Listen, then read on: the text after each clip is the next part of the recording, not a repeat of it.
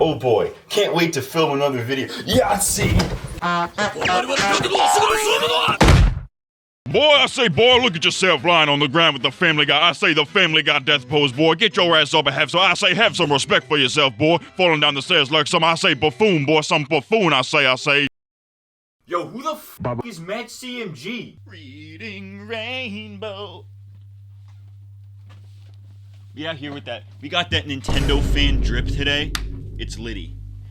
Dabbing.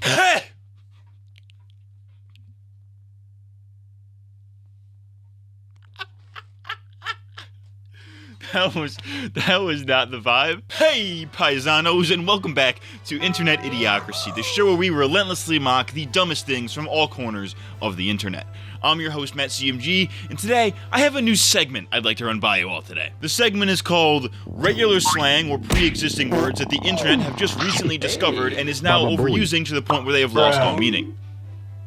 Still working on that title. Media literacy is a term that has been getting thrown around a lot these days in critic circles and general media discussion, and just like every other term that the internet overuses, its meaning has been completely disconnected from what it actually means. Alongside that, this new wave of people claiming to be media literate is also helping foster an entirely separate mindset where it is now considered cringe and cope to engage with media beyond a service level. So today, I'd like to do my part and clarify what it actually means to be media literate and how we should be taking it a lot more seriously than we do. So smash that motherfucking like button, or I will tear a book apart into pieces and paper cut you to death with every single page! And let's get into it. Butterfly in my ass, I stuck it in my ass. Take a look inside my ass, a reading ass. I can put anything in my ass. Ways to gape. I love to get gaped. In my ass. In my ass. Gay reading rainbow. That works as the rainbow. Pride. Shouts out gay pride. Shouts out homos. Shouts out the gays. Shouts out to the gays. So, first things first, media literacy can be defined as a person's ability to critically analyze the message, theme, or meaning of a piece of work. There are other, extended definitions of media literacy that involve, social change and other shit like that, but for the sake of this video, I'll be using media literacy in the context of movies, shows, games, and general storytelling. I have discussed this briefly in previous videos before, but basically, this is just what your average high school English class is all about. It's all about learning how to interpret a piece of media in a nuanced way that can enrich your own life. Most American English classes are basically just media literacy classes, but of course, nobody takes high school seriously. Most kids that age are too focused on jewel pods and pussy, so there are a lot of people who still come out of them with no ability to critically analyze anything they consume. Are kids still doing jewel? Are jewels still a thing? Are they still smoking jewel pods? Is that still the hot thing on Reddit? On r/teenagers? That might actually be the worst subreddit. There are subreddits dedicated to borderline child porn, but I think r/teenagers might be the worst. Anyways, you can tell the difference between a media literate and illiterate person by how deeply they care to analyze things, and I think a great example of this are YouTube film critics. Now, I have bitched about this numerous times in old episodes of this show, so I will keep it brief, but my point essentially boils down to this. That old CinemaSins-esque type of review where they constantly nitpick things like plot holes and, why didn't the characters just do this? And other surface-level critiques are not constructive in a way that matters, but because that type of criticism became so popular in the early internet, they have fostered a now very media illiterate population who also judge things by these very weak standards. At the end of the day, films and art in general are about emotion, not logic. I'm logic, I'm a rapper logic, I'm biracial, I'm gay. Pointing out that the lore of your favorite show was retconned is not being media literate, it's just an observation of events. You have not analyzed what the piece of media or the writer is trying to get across, you're just pointing out a thing that happened. This is also the biggest problem that plagues modern video essays, which again, I've bitched about before, but recapping the plot is not analysis, it's just a fucking wiki page. Wikipedia? I'm gay. But to give you an actual example, I think a really great litmus test to see how media literate somebody is can be found in the ending of Teen Titans. Spoilers for a 20-year-old show, but the final episode follows Beast Boy trying to reconnect with Terra, a character from earlier in the show who he thought was dead, but has now returned living a normal life, but with no memory of her time with the Titans. The entire episode has Beast Boy trying to get her to come back to the team, but in the end, she refuses, influencing Beast Boy to let go and let them both move on with their lives. It is a quieter, more character-driven episode, but because the ending was more of a thematic one than it was a literal plot-driven one, many fans have convinced themselves that the show ended on a cliffhanger and now deserves to be revived and all that shit. The reason that I view this as a media literacy litmus test is because how you interpret this episode says a lot about how you view media in general, and your ability to actually, look at context clues and shit like that. For instance, this idea that the show ended on a cliffhanger is insane to me, because while the last episode is pretty open to interpretation, it does tie up one of the show's most popular story arcs by giving closure for Terra and Beast Boy. On top of that, this episode isn't even the actual series finale, because whenever people talk about it, they almost intentionally leave out that the Trouble in Tokyo movie is the actual series finale, which ties up a lot of what the last episode didn't. Anybody who makes the argument that Teen Titans ended on a cliffhanger or any adjacent take is showing that they have no clue how nor the desire to interpret it in the deeper way in which it was likely intended. The whole point of the last episode is that things end. Bruh. And your ability to see that is a very good indicator of how media literate you truly are. But now that I've explained it, I'm gonna get people saying, yeah, I saw that the whole time. No, you didn't. Lying little bitch. Fuck you, I'm gonna fuck your mouth, gay style. And listen, right, I'm not saying that people can't have different interpretations of these things or get different things out of them than was intended, right? There is no one right way to interpret your favorite media.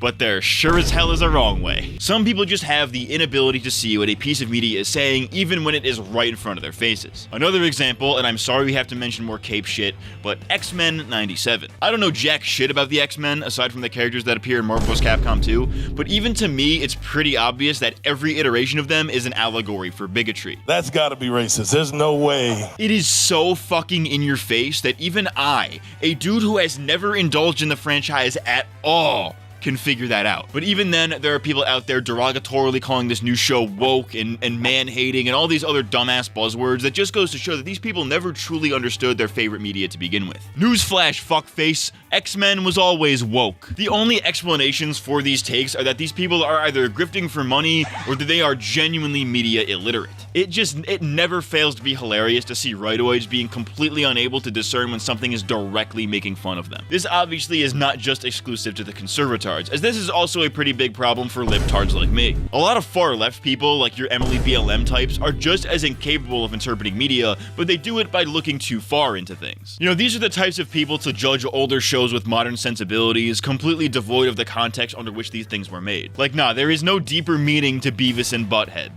It's just two fucking stupid guys. That's the whole point. No, dude, Aang is not a misogynistic incel. He's 12 years old. He likes to play and draw. But this leads me into another topic. Welcome to English class with MattCMG, and today we're going to be talking about death of the author. This is a term that is often completely misused by people who don't actually know what it means on both sides of any given literary debate. I don't know why literary debate sounds so cringe to me. Like, yeah, we're talking about books. Fucker, I don't read books. What do I look like? What's up? I'm Matt, I'm 24, and I never fucking learned how to read. Death of the author states that the intentions of the writer do not matter because it is the job of the reader/viewer to make their own interpretations. Basically, the writer can't tell you how to interpret their work. The audience needs to do that on their own, regardless of if that lines up with the writer's intentions. This is pretty self-explanatory, but it's often co-opted by people in order to defend their media illiterate takes, which is what makes it a bit of a double-edged sword. For example, let's talk about Avatar, since that's what we do best around here.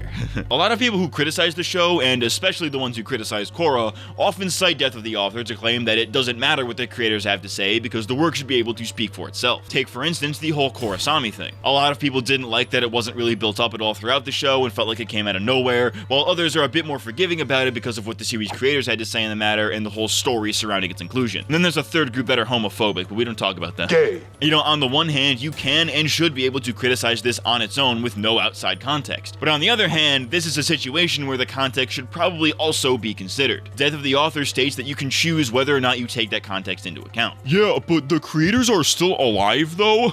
It's a very common rebuttal, often brought up in opposition to Death of the Author. with the argument being that if the author is still alive, then there does exist an objective answer as to what their work means. This argument is typically used as a way to disregard any interpretation of a work that doesn't line up with the consensus or the statements from the writer, but is yet another misuse of the concept. While it is important to look at the context in which a piece of media was made and the intentions of its creators, at the end of the day, none of that is going to stop people from seeing what they want to see. Personally, I think you should be doing both, right? You should be taking into account the writer's intentions while also looking at things in a vacuum with your own eyes, because that's just how you gain an informed opinion. But unfortunately, humans are inherently biased, so there's always going to be people who do only one or the other depending on their preconceived notions. People are simply going to just ignore pieces of evidence that go against what they want to believe and vice versa. Is there a vice versa for that? Did that make sense to vice versa? I don't fucking know. This also leads into something very adjacent to Death of the Author, so let's talk about curtains, shall we? Welcome to the home goods store. Today we're going to be talking about curtains. As you can see, this is a nice floral pattern, and I'm gay. Alright, what am I doing? Do you guys know that shitty Reddit meme that's somewhere along the lines of like, book, the curtains were blue. English teacher, this clearly represents the character's deep inner sadness and depression. Writer, no, the curtains were just fucking blue. This is an argument often used to discredit not just Death of the Author, but essentially shuts down media analysis as a premise by deflecting any attempt at finding a deeper meaning in things. The blue curtains meme seeks to deny the idea that everything in a story is intentional, and therefore promotes a very surface level interpretation of every piece of media out there. This is an absolutely absurd take because, while yeah, sometimes the curtains are just fucking blue, there are undoubtedly times where the curtains were blue for a very specific reason. Most of the time, every detail in a story, regardless of the medium, is intentional to some degree. That's just kinda how storytelling works. So to deny that symbolism is even a thing at all is very staunchly anti-media literacy. Unfortunately, this kind of thinking has also led to an entirely new culture online, where there are people claiming and failing to be media literate in the same sentence by completely ignoring any attempt at actually analyzing media. This can often be seen with this new wave of people who bitch about people yapping or coping instead of actually engaging with what's being said. You know, I get a lot of these in my longer videos like the Avatar, Korra, and Walking Dead videos, and overall, reception to them has been pretty positive,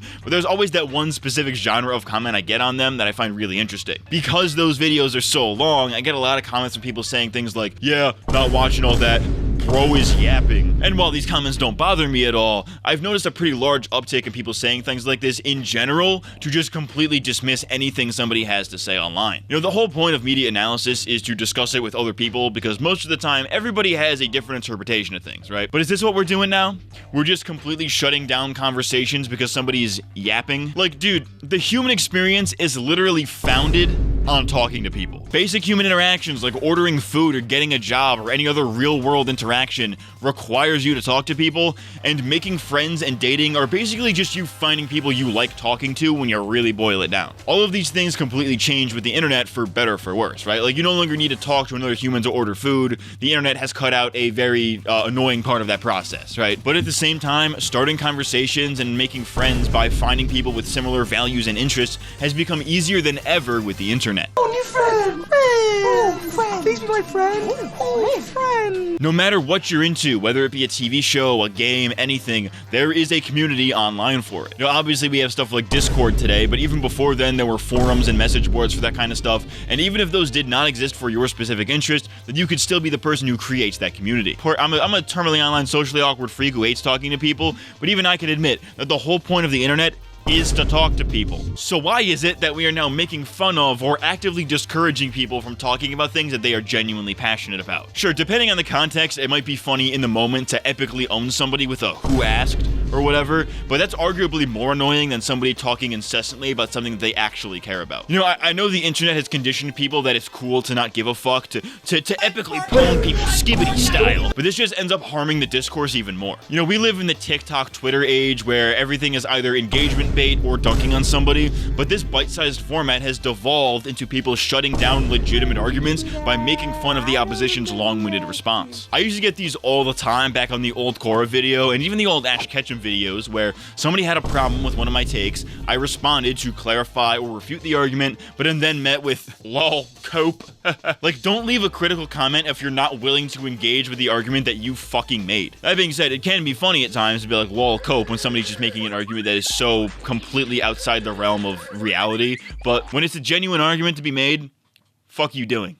eat balls. In the context of media literacy, there is now a very large subset of people who simply have no desire to glean any meaning from their favorite shows, because this kind of thinking just gets you made fun of by the people with no media literacy, thereby creating more people with no media literacy. This is where we also get the whole turn your brain off argument, which I find to be incredibly stupid. The idea that to enjoy a piece of media, you need to not think critically about it at all is quite possibly one of the most media illiterate things you could possibly do. Like, if you're watching Jujutsu Kaisen or any other fucking anime for that matter, just to see the cool fight scenes and don't care at all about the story or the characters or the themes of the series, then I think you might just have infant brain. Like, is this entertaining? Are you guys entertained by this? Like, guys, I really hate to break this to you, but there's a lot more to modern shonen than how strong the characters are. Actually, Gojo is very strong. He low diff Goku. I'm fucking gay. My point is, if you have to turn your brain off to enjoy something, it indicates that regardless of the quality of that thing, you're not actually engaging with it. You know, for example, the Fast and the Furious movies are not all that deep, right? You know, they're definitely the quintessential turn your brain off movies, right? But by turning your brain off, you're basically just watching colors happen on screen. Literal NPC behavior. And this is exactly why we keep getting shitty media, with all these new Marvel movies being critically panned, half of all the new Star Wars projects sucking, and everything else going on in the movie industry and the games industry right now, because the people consuming these things have zero standards for quality, nor the media literacy skills to understand why these things are bad, so they just continue to consume them blindly. Like, sure, yeah, it is entertainment at the end of the day, and entertainment is supposed to be entertaining, but entertainment is also art that's supposed to be engaged with in a meaningful way. More keys, baby. Keys nuts. Got him. These nuts. Keys nuts. So, today I've yapped about media literacy, various arguments adjacent to the topic, and I've even yapped about yapping. But the one thing that I want you all to take away from this video is that the internet killed media literacy. Media is art, and art is meant to be a reflection of somebody's feelings and desires, but much like I talked about in the previous episode, as soon as art becomes a commodity to be sold and profited off of, we lose that artistic edge on both ends. You know, studios want movies and shows to gain the widest appeal possible, so they are often dumbed down, while audiences are too entertained by the surface level to actually care that they're consuming slop. When people actually do try to criticize or analyze a piece of media, they are often shot down for either being too harsh or looking too deep into things, completely pacifying any real media literacy. This just spreads even further around the internet to the point where people no longer genuinely believe that art has meaning, resulting in a population of media illiterate fools who just want to see keys jingled in their faces. But then again, the internet is just an aggregator of ideas. It doesn't create the ideas, the users do. So maybe the internet didn't kill media literacy. Maybe we did.